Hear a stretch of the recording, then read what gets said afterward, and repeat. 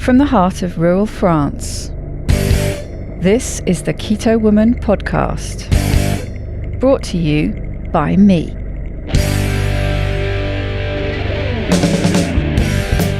Hello Keto Lovelies, I'm Daisy Brackenhall, and I've spent most of my life struggling with my weight and confidence, and have always had a difficult relationship with food. Even when I finally got to my target weight after weight loss surgery and eating low carb, I couldn't maintain it and I was miserable. I've been keto now for over 2 years, and it has given me the freedom to fall in love with food again, without the constant gain, loss, guilt, virtue cycle of before. Health and happiness is where it's at now, running on fat. Welcome to the Keto Woman podcast. Each week I'll be chatting to inspirational women, maybe even the odd man, to discover the secrets to their success so that I can share them with you. So what is keto? Keto is a way of eating that enables you to switch your body's main fuel source from sugar to fat. Who doesn't want to be a fat burner? But how do we achieve this? A great place to start is by keeping carbs under 20 grams a day. So things like leafy greens and above ground vegetables, plus some nuts and seeds and the incidental carbs you find in things like dairy.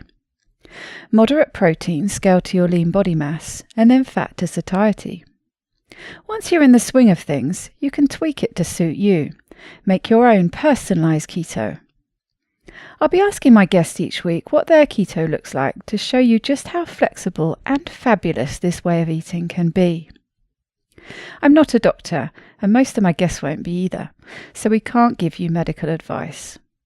It's always best to work with your own doctor because they know you and your medical history, and so have access to the bigger picture. Thank you, Alison Franklin, for supporting me and this podcast by making a pledge at my Patreon page. Would you like to hear your name here at the top of the show? Are you enjoying this podcast and would like to help me make more episodes? Then head over to my Patreon page at patreon.com/KetoWoman or hit the support button on the Keto Woman podcast website. It means a great deal to me, and you will get to headline the show just like Alison did today.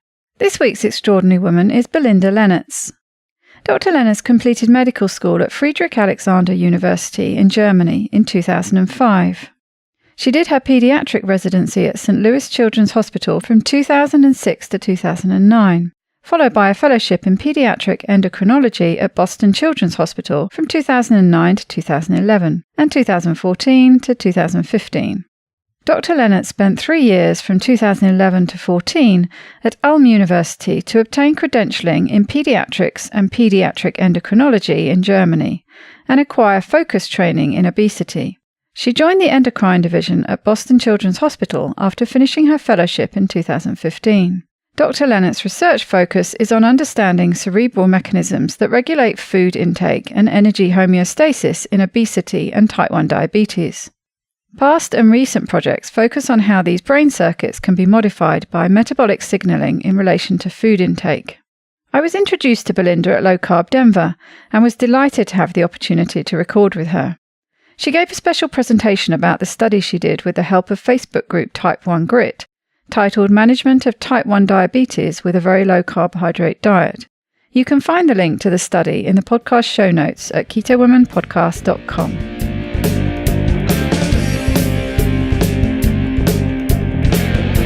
Welcome, Belinda, to the Keto Woman podcast. How are you doing today? Thank you. I'm doing very well. Enjoying the conference? It's a wonderful conference. I've had a great opportunity to meet a lot of very interesting people here. It's really good, isn't it? And I've noticed there are lots of people involved in the Type 1 community here. Yes, I was excited to meet many people I'd heard of in the discussion group yesterday and to have the opportunity to exchange ideas, and it was wonderful. Fantastic. Well, perhaps you could tell us a bit about you.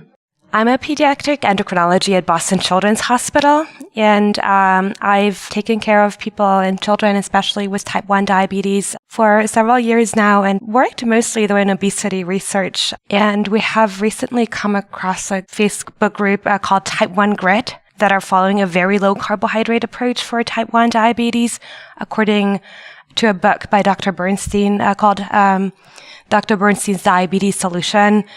And I was just blown away by the success they have in managing their diabetes as it compares to my experience that I have in my own practice and in seeing, children with diabetes at diabetes camp who eat a standard diet with high amounts of carbohydrate. And so that got us into, wanting to study this approach and into wanting to learn more about it to see if we could bring that to our patients as well.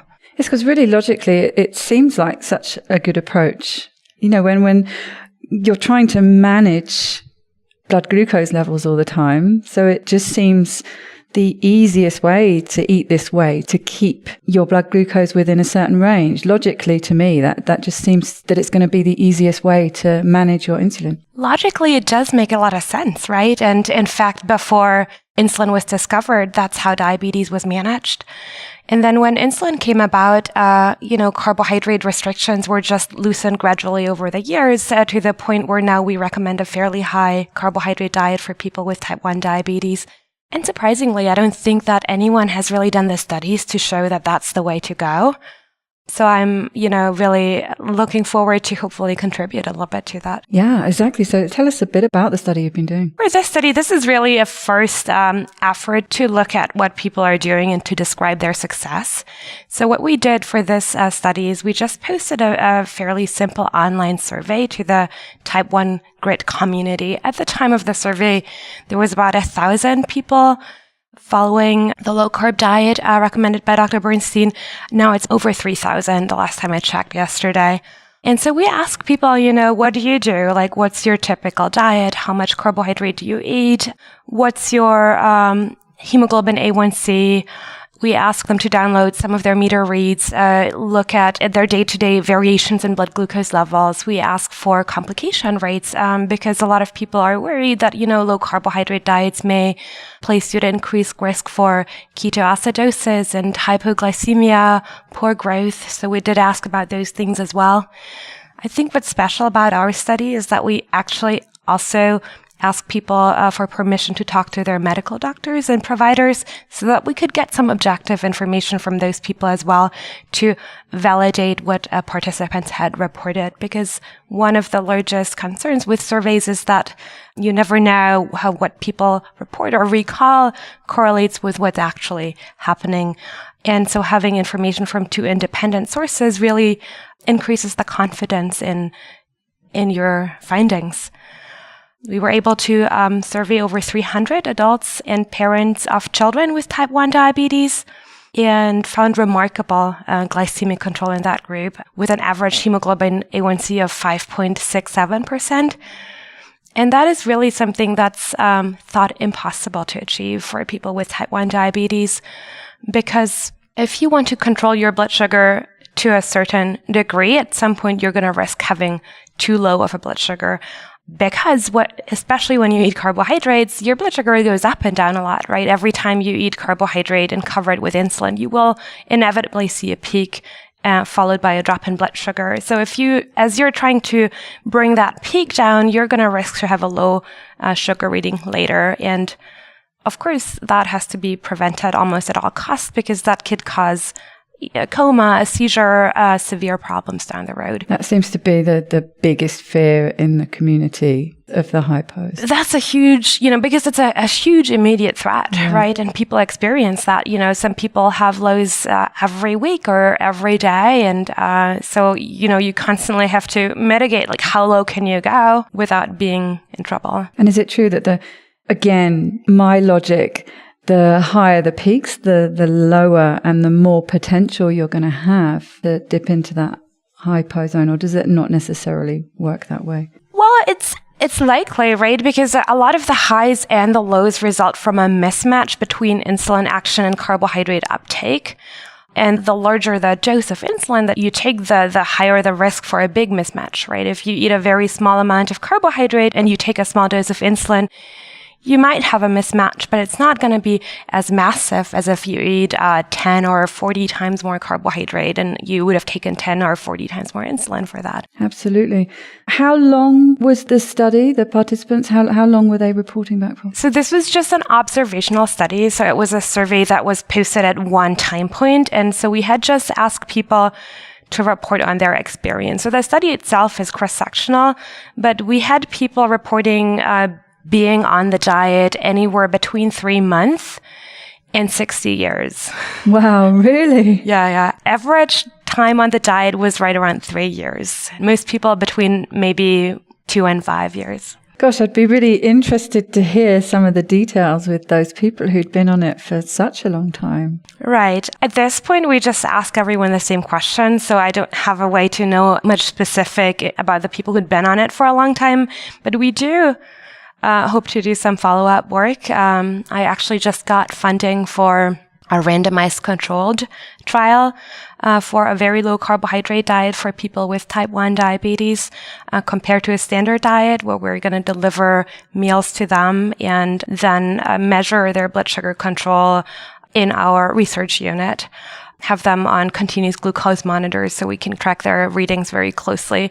And so in order to make this a meaningful intervention, I plan to reach back out to some people of the type 1 GRIT community and other people who are following low carb. So I think in that setting, I'll be able to tease out more details about what do they really do, like on a day-to-day basis. What's their diet? What's their macros? What, do they eat plant-based or animal-based? All those questions are fascinating and unanswered yet. And so what was the scope of the study and the questions you were asking? And so the results, the feedback you got? When we heard about this group, first of all, that was a phenomenon, like achieving such good glycemic control that's unheard of in people with diabetes. So really our first point was setting out to make sure they actually plausibly had type 1 diabetes and not maybe MODY or type 2. So we had a lot of questions to, ask for diabetes antibodies and age at diagnosis and those kind of things. And it really appears that plausibly almost all people who participated in the survey do have type 1 diabetes. And then we wanted to know their overall blood sugar control, which is very good, as I said. We had asked for hospitalizations and hypoglycemia rates, ketosis rates, use of glucagon. And so all those possible complications that people think may be associated with a low-carb diet, they were very low in this group when you compare it to other studies that survey people with diabetes and who follow standard protocols. So they had low rates for ketoacidosis, low rates for diabetes hospitalizations, low rates for hypoglycemia.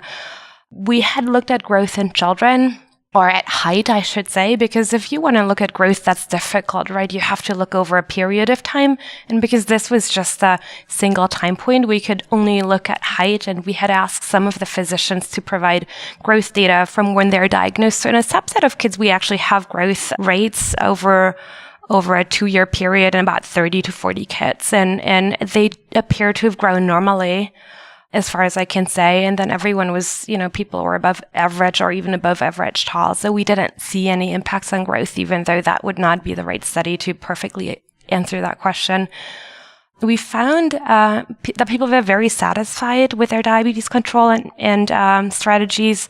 They were less satisfied with the medical care that they received. And that was a big concern that study raised for me, because at least 30% said that they didn't feel comfortable sharing with their diabetes care provider that they were on this diet.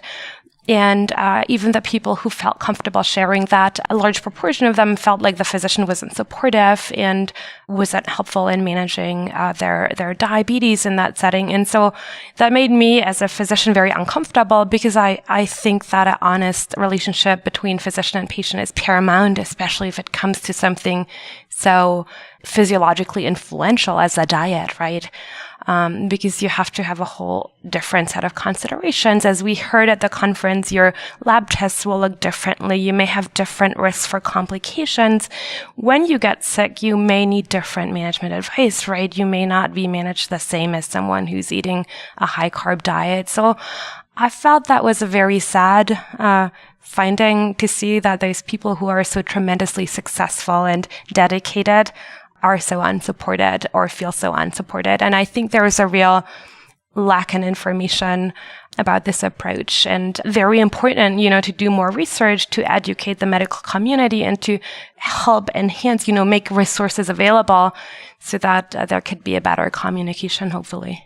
Yeah, because the potential feedback for the advantage of the physicians, I can see so much potential there as well, that, it's not just the patient that's missing out, but it's their physician that's missing out. gaining valuable knowledge for perhaps a potentially better way to manage this problem. Yeah, I think it's a mess all around because type 1 diabetes especially is an incredibly, challenging, dangerous disease to manage. It's very high risk. It's a lot of work, and you really need a team. You shouldn't it's working together.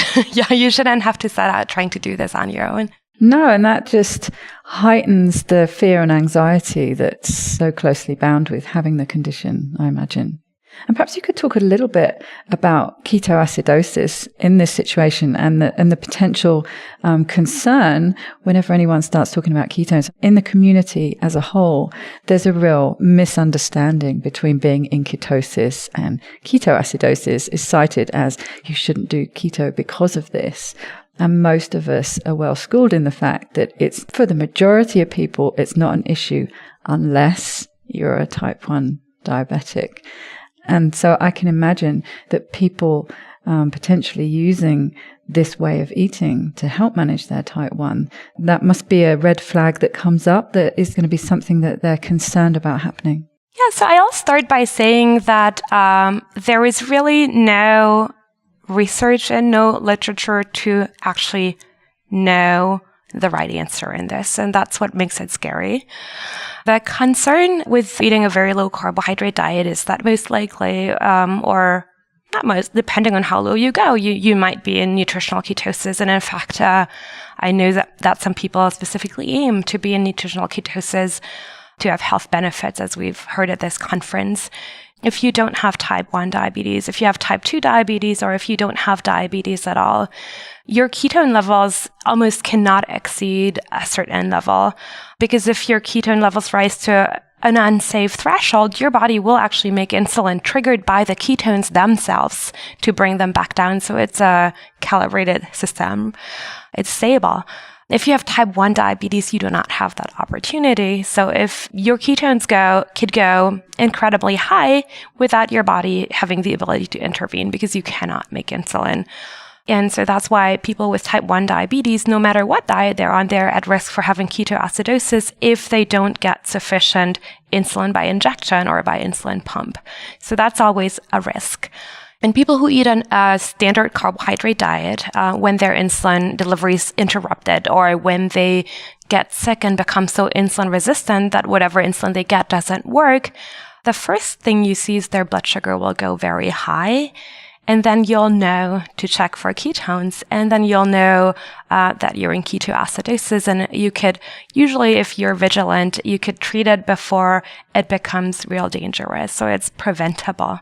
If you eat a low-carb diet, your insulin delivery may be interrupted, or you may be insulin resistant from an illness, and your blood sugar may still not rise very quickly because you don't have any carbs on board, right? You don't have carbs in your gut, and you could still have a very low blood sugar even in the setting of insulin deficiency.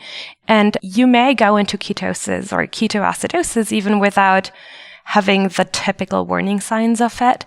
And I think that that's one of the concerns people have. I've heard people be worried about potentially even having a lower threshold for ketoacidosis because your ketones are already elevated and you're kind of closer to, though I'm not sure if, again, there isn't really any good studies to support.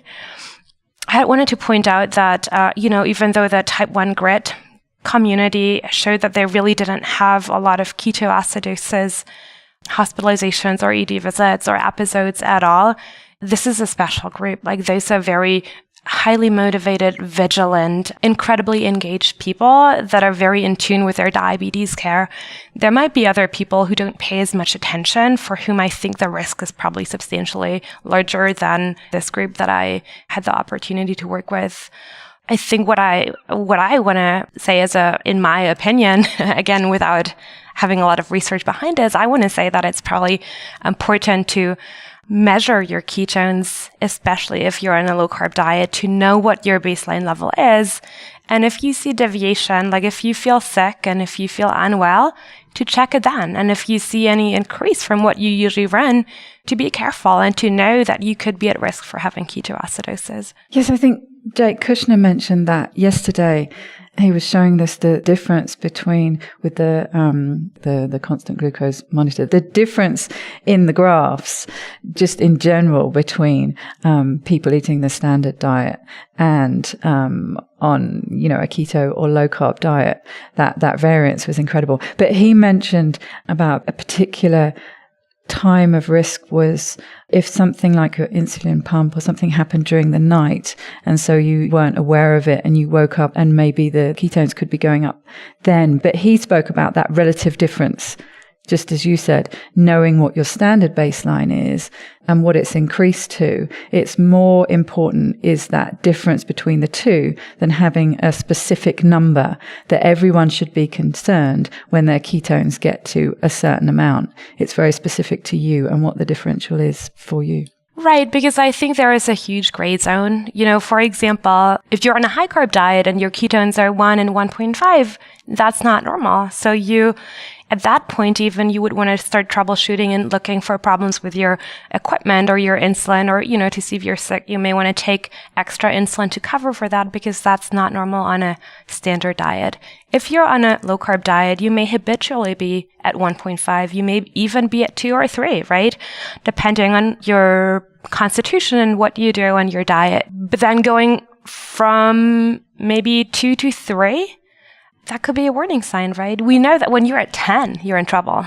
But when you're at 4 or 5, could that still be diet? Could that already be ketoacidosis? And the truth is, you don't want to go to 10 before you intervene, because that's when you're really in, you could be in fairly severe ketoacidosis. So I think the key about ketoacidosis and successfully treating it to catch it early. And so the early warning signs may be subtle if your ketone levels are always elevated, and knowing your levels will help you recognize a small increase and may help you treat early if you have to, because that's when you can still get a handle of it at home and be fine in a few hours versus having to go to the hospital and putting yourself at risk. Yes, again, it's this empowerment of the self-knowledge and the knowledge of the environment in which you're working in. And again, the slightly sad aspect of is if you have this mismatch with your medical team, because again, it's another example of where it's so important to be working closely with them. Right. And that's where I know Jake Kushner and myself certainly as well. We're trying, to help inform the medical community about this approach, and also specifically hope to provide research that may support a meaningful way to handle this. And I know you did a presentation last night here at the conference, a special presentation for probably predominantly type 1s, but I know there were other people there as well. Was there anything, of particular interest that came up in the Q&A that you'd like to share? I think it's a lot of the same questions. People are very interested about the ketoacidosis question.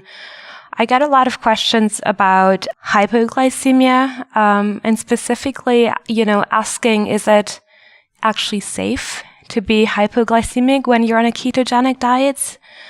I think there is a notion that if you have high enough ketone levels and your brain can run on ketones, maybe it's not as dangerous to be in hypoglycemia, and maybe you'd be relatively protected.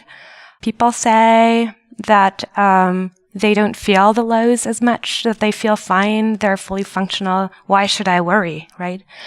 I think, again, that's a little bit of a dangerous territory, because even if you feel fine, you're incredibly close to a threshold where you may not be fine. And to be truthful, there isn't any studies or there isn't a lot of data to show you that you'd be fine solely on ketones. There's a few experiments, there are some animal studies, and we're not going to be able to study that either, because you can't really deplete someone in an experimental setting of glucose to the point where you could show, yes, I'm totally safe and fine without it, right? And who would want to risk their own brain? Exactly.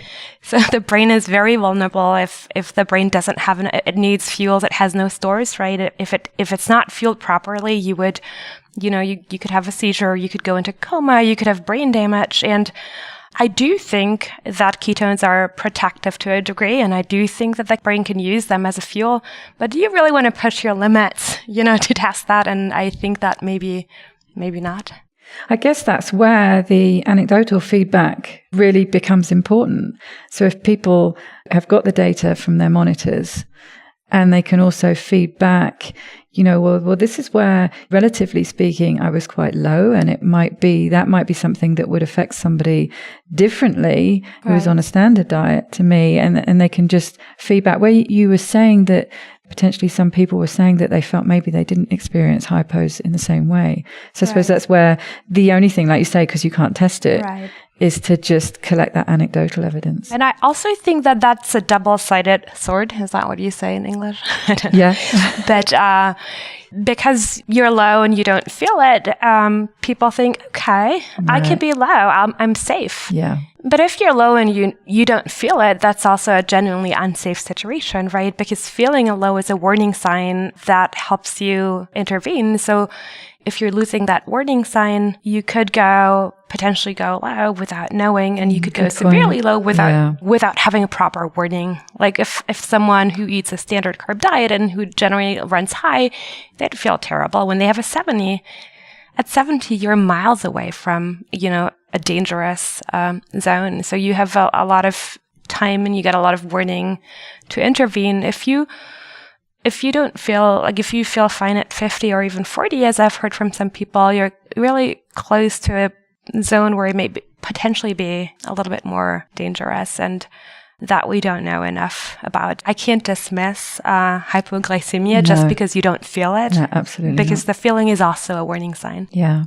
How much feedback did you have? Was it part of the study with how people were feeling? If, how much improvement they were seeing from switching to this way of eating in their general well-being and lifestyle? I know it's something that can really impact that day-to-day living and cause a lot of anxiety, and the potential of a way of eating to diminish that and really improve your overall well-being seems like probably the biggest benefit in a way to just being able to live a quote unquote normal life. Right. So we had asked, questions, and had provided some scales to see how do you feel, how is your general health. And we'd also asked some open-ended question, what would you like to tell us, about this approach? And we got, very positive responses. Like people report that they're feeling great, that they had been able to put aside a lot of their concerns about diabetes and about highs and lows, that they feel that they're able to focus better, and that they are more, they feel just healthier because they don't have to go through those ups and downs that it takes a lot of anxiety, especially off the parents' backs. A piece of caution, though, is that obviously those are people who've adapted this approach successfully and who are enthusiastically behind it. So you will get the positive answers, right? Like if a person, say, had tried it and had hated it or had been miserable or had maybe even been non-committal, they would have probably not continued to be on this approach, and they would have not ended up in this study. Good point. So there is that bias inherent. Right. So there is inherent bias to this, but those people who are successfully doing it love it. Fantastic. And how have you found this influences your practice? I've been supportive of patients who've chosen to be low carb. I've tried to learn as much as possible as I can. I have, even before I did this study, I did read the book that Dr. Bernstein had written. I actually went to visit with him for a week to learn from his practice. I feel like I could be supportive. I don't feel like I'm in a position where I can teach people that approach yet, because I was going to ask you if it's something you're actually at the level where you recommend, or whether you're just supportive of people who've decided to do it themselves. I think I'm still being supportive, and I'm still trying to explore structures. Like I haven't at this point yet a dietitian who can actively support. I don't have a diabetes nurse educator that can actively support. We're in the process of trying to build those structures because I'm intrigued, but I do think to offer actual teaching and education as a medical team, it's a high responsibility, and I want to do it right. I don't want to do, half-finished things and then end up with patients who are not optimally cared for. Absolutely. Yeah, good approach. So I support, if someone comes to me and says, I'm this is what I'm doing. I'm eager to help them and learn with them, but I'm not yet offering. Yeah, so people aren't finding that mismatch that we mentioned before that is existing. That's paramount, right? Like to keep the lines of communication open and yeah, I mean, it kind of seems obvious to me, but whatever approach your patient is taking, it's always going to be paramount to work closely with them to give them the best care you can. Yes. And you already mentioned there are some more studies that are going to follow on the back of this. Yeah, I'm right now in the process of, planning a randomized controlled trial, which is, as you've heard a million times at this meeting, considered the gold standard. It's really what we need to show if this could be successfully brought to a wider audience, right? There's always going to be motivated people that can do certain things and that need to be supported. But my question as a physician is there something that I can do to bring this to other people? And I feel like once I do that trial, I'll have learned a lot for my own practice and hopefully can provide information for other providers who might want to be interested in promoting this. So this is, going to be a smaller trial, about 40 people. And if it's successful, next step might be larger in maybe multi-center studies and hopefully informing diabetes care. Absolutely. I usually ask my guests at this point, and I appreciate I'm springing it on you, for a general top tip for our listeners. I think keep an open mind and be supportive and try to work together as a team. Perfect. And that certainly fits in with what you've been talking about. It's been a great pleasure talking to you today. Thank you so much. And I wish you all the best for your future trials and studies and your practice. Thank you.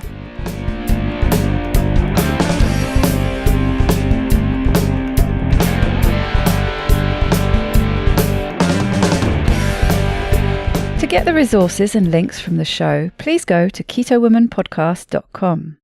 Are you my next extraordinary woman? Maybe you've got an idea for a show, a topic you want to hear about.